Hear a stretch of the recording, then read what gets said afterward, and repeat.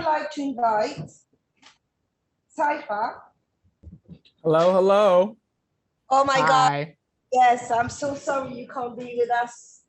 I know. I'm right in Manchester, and that's so sad. Just right up north. I know. I know. I was really looking forward to meeting you in person, actually. I mean, let's meet when the train strike is not happening. But I support the workers, though. Support them all the way.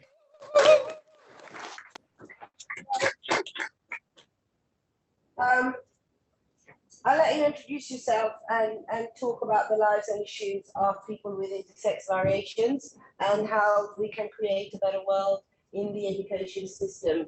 Thank you. Hello, everyone.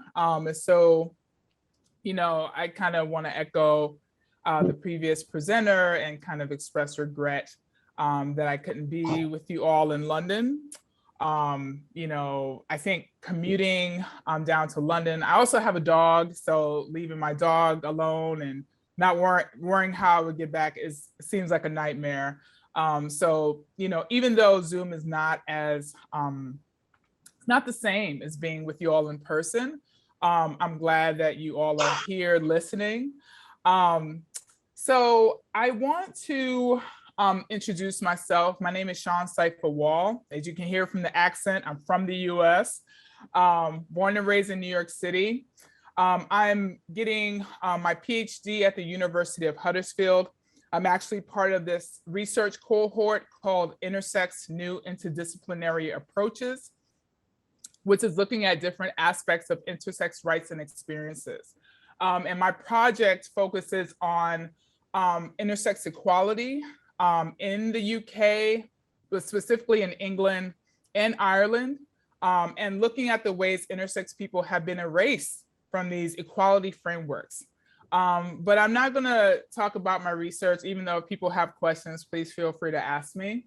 I'm actually gonna just, not make assumptions about what people in the audience may know or not know about intersex issues. So I'm just gonna lay some groundwork, add some complexity, and then sort of open for questions that people have. So Lila, is it okay if I share a presentation? Yeah, absolutely. This is the same as Zoom. Great, great. Here I go. Oh no, I can't find it. I know it's there. It was there before. Real thing. So what you do is you open the PowerPoint first, ready, and then click on the green arrow, share screen. Okay, you would think that I haven't been doing this for the past 2+ years. Send it to me, we can share it from here as well. Ah, boom, I got it. Thank you so much. Okay. All right, here we go. So you can see all of my screen and all of the things, but I'm gonna from the beginning. I know. I got it now. I'm in the driver's seat. Nice. That's the teacher in me telling you what to do. That's fine. That's fine. We can do a little role play. So basically the title of my presentation is Cultivating Allyship Through Intersex Education, right? Because I know some people are like, oh, I don't want to be an ally, I want to be an accomplice. And I'm like, okay, turn up, everyone can have what they need. But I'm just like, well, what are the things that people need, right? And I think for me, as an intersex activist, what I do is do a lot of education, right? So in addition to being an intersex activist, as well as a researcher, I'm also a somatic practitioner. Who in the audience, I can't see you all because you all look like little dots or little ants, but who has heard of somatic experiencing, somatic awareness? If you can, raise your hand. One person. Okay, one person, great. So, how many people? With somatic experience, what is it? Somatic experiences. So basically, somatic is, sort of engaging the body.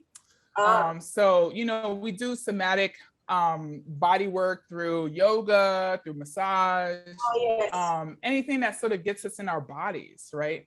And the particular lineage I have been taught in is sort of looking at how trauma and how oppression shapes our bodies, right? And so whenever I do a presentation, I always try to open with a centering practice. Again, like I said, I'm from the US. The Supreme Court just shut down, just attacked, dealt the final death blow to Roe versus Wade. My partner told me that some people were killed in a gay bar in Oslo, Norway. Yeah. There's wars happening all over the world right now. And so for me, if people are interested, this is a consent-based practice. So you get to participate or not. But if you're interested, if you want to join me in centering, I invite you to actually, if you're going to participate in this practice, to sit in your chair. I don't know who's participating or not, so I'm just going to go through the centering process. For those who are participating, I invite you to sit in your chair, whether you be seated or standing.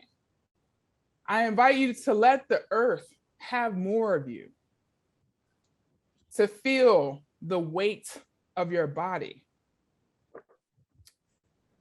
And this is just a reminder that we center for the purpose of getting connected to ourselves, to the land, to ancestry and legacy. So from the crown of your head to the sole of your feet, I invite you to get curious of what's happening in your body right now.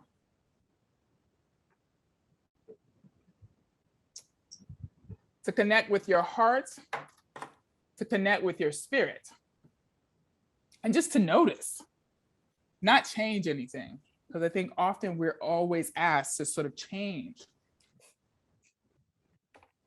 but just to notice. And we center in three directions. We center in our length, which we associate with dignity. We center in our width, which we associate with expansiveness and with boundaries. And we center in our depth, which we associate with ancestry and legacy. If you want to feel your center, it's about 2 inches below your belly button. If it helps to put a hand there or to bring your attention there, please do it. And this is not like a meditation practice. I invite people to have your eyes open or low and connect to the room, to connect to the space around you. So from center, I invite you to center in your length, which we associate with dignity. For those of us in this room who are disabled, who are queer, trans, who are Black and people of color, who are women, those who come from marginalized communities, we know what it means to have our dignity taken away, whether it be by our families, our loved ones, or society.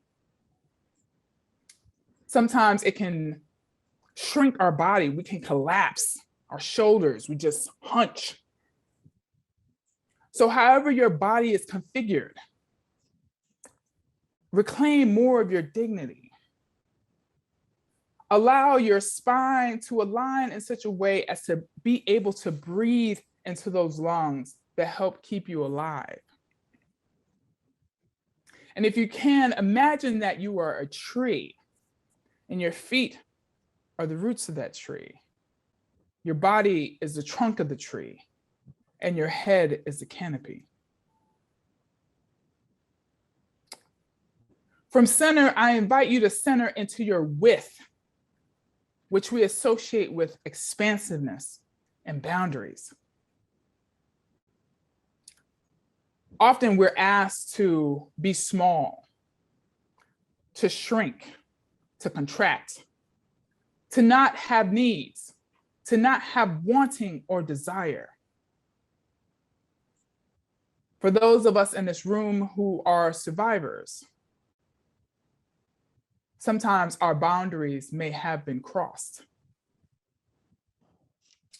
So in feeling into your own width, into your own boundaries, I ask you to feel the space between your feet, between your legs, your hips, your shoulders, and your ears. And allow the expansiveness to hold this room, to hold your city, your country, and possibly this earth. So from center, I invite you to center into your ancestry and your legacy, which we associate with depth. Some of us may know our ancestry. Some of us may not. So for those who are connected to your ancestry, I invite you to feel the hands at your back of loved ones who are no longer on this plane. To feel their hands at your back. The people who loved you when you could not love yourself. The people who are no longer with you. And as we move toward our legacy, with a heart that never stops beating, lungs that expand and contract, taking in air, let us be reminded that we all will die. Every single last one of us in this room will no longer live at some point. So in feeling into your own depth, your own legacy, I ask you the question, what do you long for? What do you desire? And let that desire fill you up. Let that longing fill you up. So I would ask everyone who's on Zoom, everyone who's in the room, if you can take a deep breath into that center, feeling into your length, which is your dignity, your width, which is your expansiveness, and the depth, honoring our ancestry and our legacy. So before I move on, I know this is Zoom. I know this is a very alternate reality that we're in, but I'm wondering if there's anyone, whether you be online, whether you be in the audience, if anyone just has any immediate thoughts of what came up for them during this practice.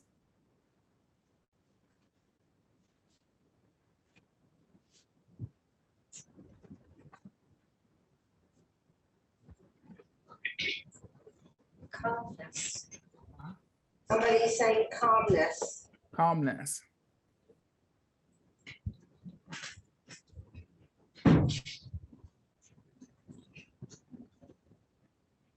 Connection to ancestry was really vital.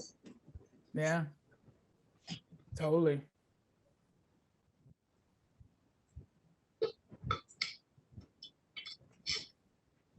Okay.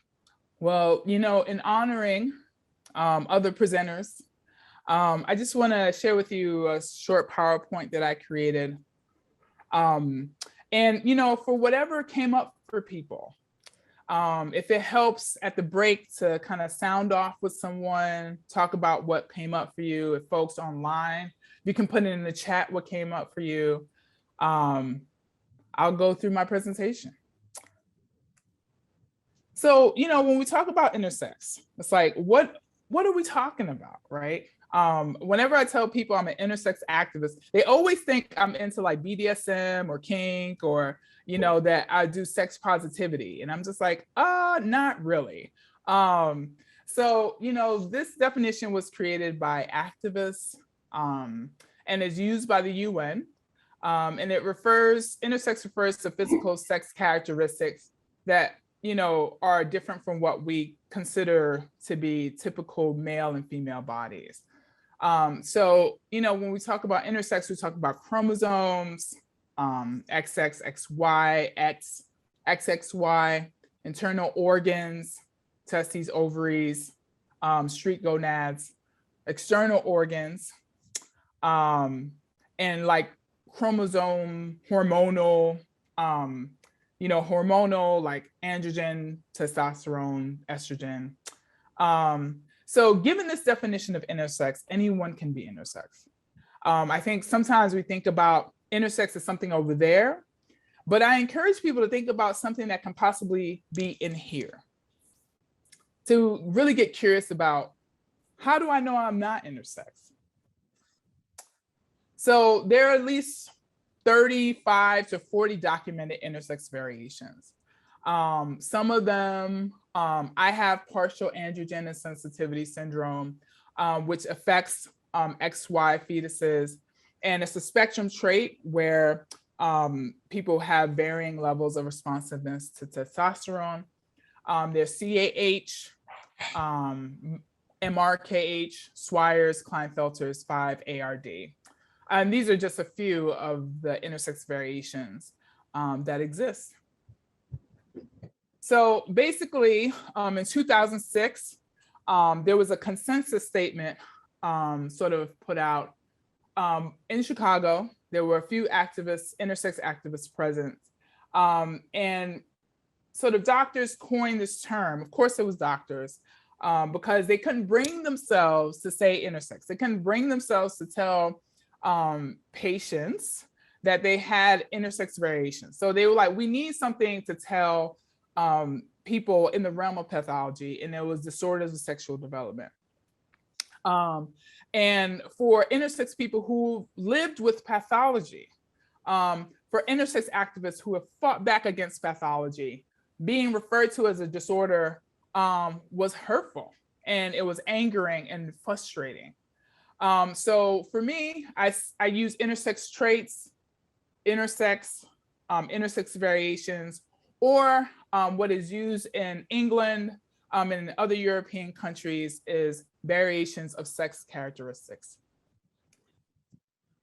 So it's estimated that up to 2% of the population is intersex, but again, people can be able to have children, be able to have sex, and not know that they're intersex. So we actually don't know who's intersex and who's not. Two popular sort of statistics, not statistics, comparisons that get thrown around is that the same number of intersex people is the same number of people with red hair. But of course, it's very Eurocentric because, having lived in England, doing work in Ireland, there are a lot of redheads, but I wouldn't say that's globally. So the thing is that, the comparison that I use is like, the same number of people with green eyes or twins. I think it's fraternal twins. So this is just like a reference, right? And I'm sorry for it being sort of US centric, but the numbers are the intersex number is kind of global. So, I think it's interesting to say or to note that 0.6% of the US population identifies as trans, but yet we know so much, we still have a lot to learn about trans folks. But we have this awareness of trans people. And I think it speaks to the level of erasure that intersex people have experienced, that we have just as many trans folks, but we are so erased because of stigma, because of silence, because of secrecy and shame. So I got my brother over here to, just illustrate, often people with intersex traits are identified in childhood, infancy, or adolescence. But just because they're not identified by medical doctors doesn't mean that, again, they don't have intersex traits. So what does intersex people have in common? I know for me, I was castrated at 13. I was castrated because I was assigned female at birth, because I had undescended testicles, I had a very undeveloped scrotum, and I had a small phallus. And they made the decision to assign me female at birth. And I was castrated when I was 13 and subsequently put on feminizing hormones. Fortunately, my mom did not consent to genital surgery, but I have many comrades, many dear comrades, who have experienced forced medicalization. And I do feel like, because I could not consent, fully informed consent, could not consent to being castrated, I do feel that is forced medicalization because it is not thorough informed consent. So my experience is not unique. There are people, intersex people who have been medicalized often deal with trauma, PTSD, distrust of medical providers, physical scarring, loss of sexual sensation. For the people in the room, I would ask you, I often compare the survivorship of intersex people who have survived medical intervention. I compare that to child sexual abuse, because I feel like it's child sexual abuse in medical settings. And I don't want people to endure the horror of imagining this, but people that I have spoken to have had multiple surgeries on their genitals because of the belief that women or people who are assigned female should have penetrative sex with their husbands and that boys should pee standing up. And it's this bias that exists in medicine that continues to harm people born with intersex variations. So often we're lied to. For those of us with internal testes, we're told that if they're not removed, that they're cancerous. I'm on lifelong hormonal therapy. And there's like the psychological and relational trauma, right? Distrust, betrayal. And I'll share a little bit later, but intersex people often have higher rates of anxiety and depression because of forced medicalization. So people who are intersex live with poor physical health. If they've had surgery, there's high rates of discrimination and stigma. For LGBTQ intersex respondents, they've had a hard time accessing appropriate identity documents. And intersex respondents in a study that was done in the US are more than twice as likely to receive government assistance.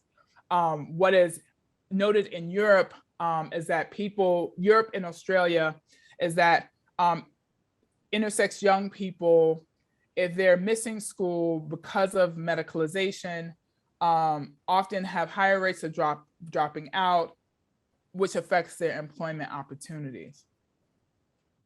So this is the clincher. Some of the issues faced by intersex students, are poor mental health, higher rates of suicide, lower rates of school attendance, poor academic achievements. Students face bullying and harassment because of sex characteristics that manifest at puberty, and experience trauma resulting from normalizing surgery. And I present this with the caveat that we actually need more research. This is mostly from research that was done in Australia, but we need more research here in England and in the UK to actually learn more about the experiences of intersex students. So some of the interventions and support is like kind of what I mentioned before. More research is needed to understand the specific issues faced by intersex young people in the UK. There needs to be psychosocial support for students and families, because I think often parents, let's be honest, is that the gender binary is so impactful and devastating. And the binary not only harms intersex people, but it harms their families as well. And often if surgery is done, there is a lack of sufficient psychological support. If, as educators, we need to use intersex affirming language and be committed to education, especially sex education that is inclusive of people with intersex traits, with intersex variations. And, you know, often it has been reported that students, intersex students from studies in the Netherlands have faced harassment, bullying when they have disclosed. And a lot of young people are afraid to disclose because of violence, abuse, and bullying and harassment. So, you know, my question to the people in the room is, how do we create safer spaces for intersex students to sort of disclose, but also not reinforce the shame, the silence, and the stigma around intersex variations? So that's the end of my presentation. I'm gonna stop presenting, and I welcome any sort of questions people may have.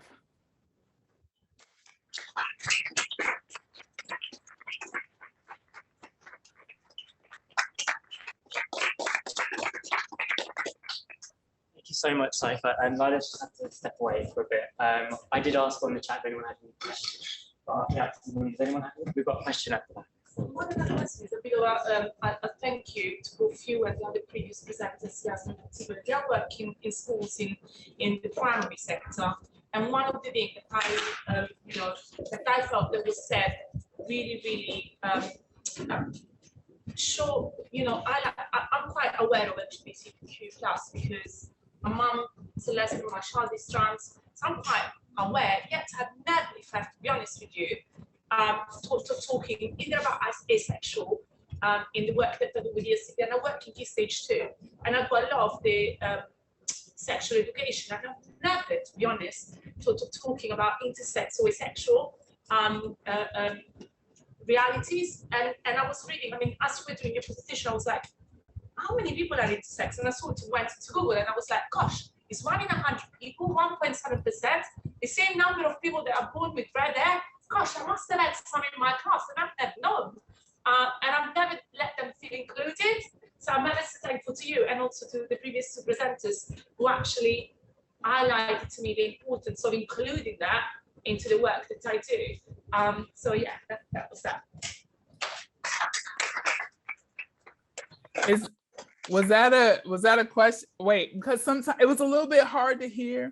So was that a question or a comment? I suppose it was a comment to say that I'm really thankful because you brought it to the forefront. Because I work in Key Stage 2, so with primary school children, but I never considered just how many, you know, that I might have encountered a child that was intersex, and I never actually included it in my sexual education. So that is something for me to work on. So thank you. Yeah, great.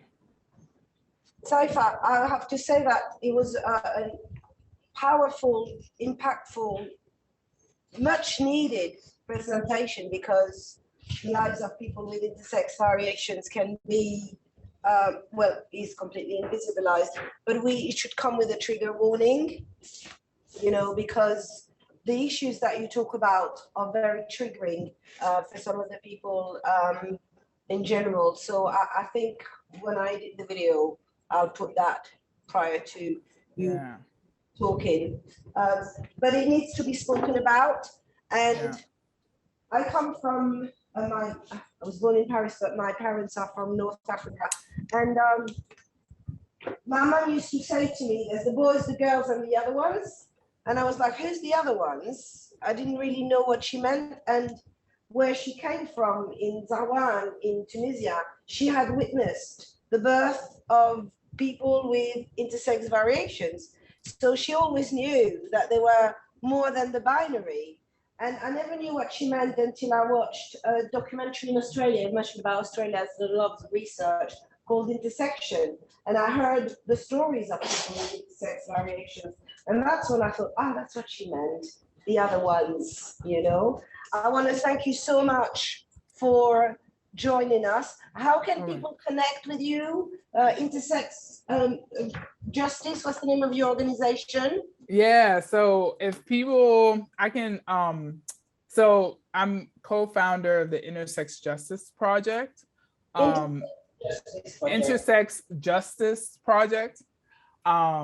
So if people, you can look online, intersexjusticeproject.org. It's on Instagram, although everyone's on TikTok. So I think I tapped out at Instagram. I'm like, oh, tapping out.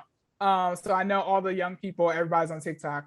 Yeah, and people, I don't know, Lila, if you have my website, but it's my name, SeanSaifa.com.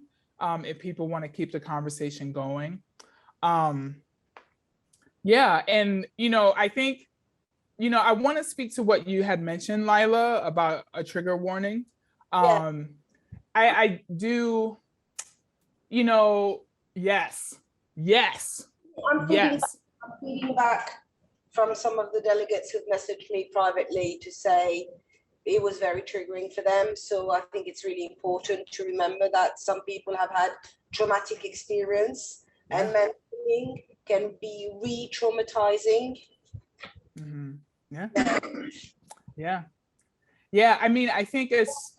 And we really need to hear it. Yeah, I do feel like what happens to us as intersex people is dehumanizing. It's horrific, and it happens every day here in England, in the US, and globally. And I really need people to understand that. And yeah, I mean, I think it's just like what happened to me and what happens to those of us should not happen to anyone. Yes.